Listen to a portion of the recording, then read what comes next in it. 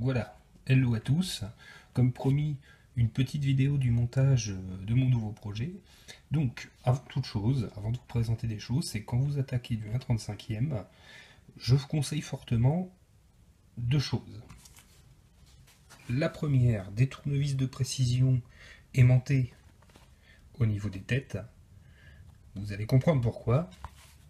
Et ainsi qu'un aimant pour ne pas perdre des vis et pouvoir les mettre comme vous le souhaitez, car là c'est peut-être pas assez probant, mais une fois mis sur la tête d'un tournevis, c'est vraiment pas très gros, pardon.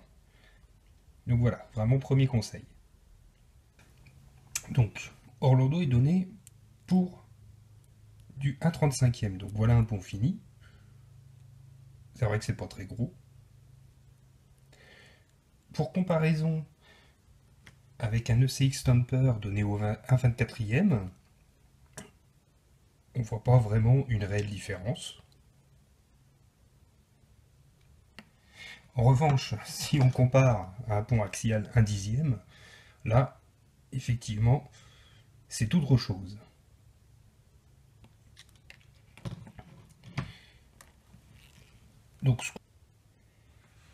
Donc ici, le pont arrière ou un 35e. Donc on retrouve les éléments principaux, les liens, le pont. Bon, rien d'exceptionnel. Si on ouvre, on retrouve le différentiel et le pignon conique de l'arc de transmission. Encore une fois, ce qui est assez marrant, c'est en comparant un différentiel ou un 10e sur un différentiel ou un 35e, on se rend vraiment compte de la différence.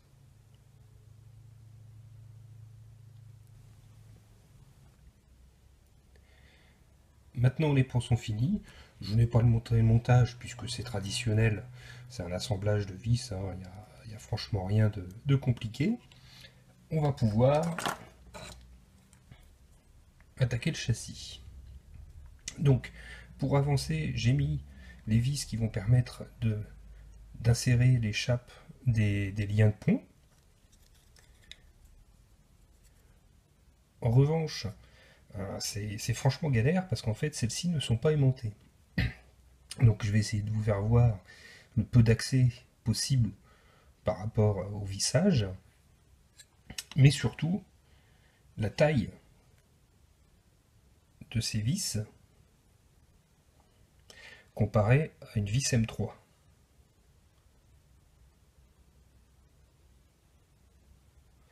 Donc c'est vrai que c'est pas facile. Sur ce châssis, par rapport à la transformation que je veux faire, en fait, je ne vais écarter que la partie centrale et les renforts de coin pour y pouvoir fixer la future cage, en la vissant ici, cage qui sera faite en rond et en métal, et que ça sera sur une base de race pardon, ou autre squale, pour l'instant je ne suis pas encore décidé. Donc en fait je vais couper ici de manière traditionnelle avec une Dremel.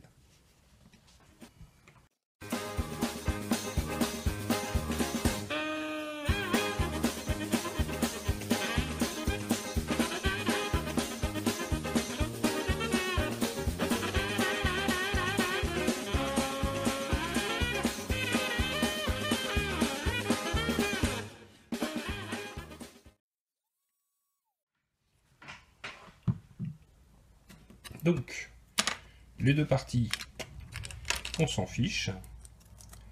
Je vais bien sûr raboter un petit peu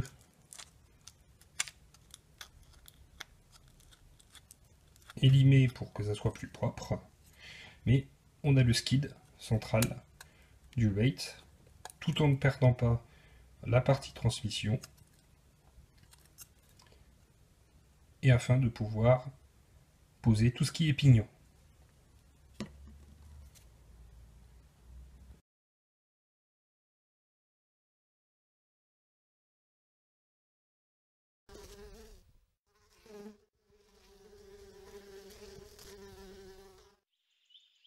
Les mouches ont bien mauvaise réputation.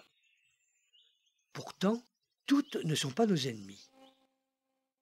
Le cirfe, qui apprécie le pollen, en est un exemple. Bon, on arrive sur les cardans. Donc, dans le kit, voilà la vision éclatée. Comme d'habitude, c'est assez petit.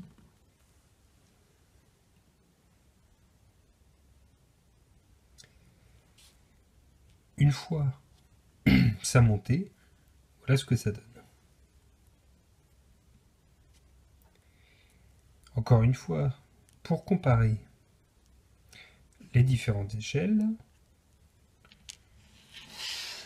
on va mettre le 1/35e,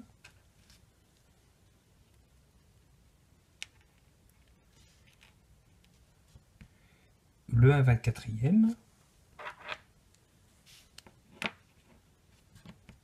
le 1/10e et le 1/8e. Là, on peut réellement voir la différence d'échelle. Maintenant, après ce comparatif, on va passer à la transmission.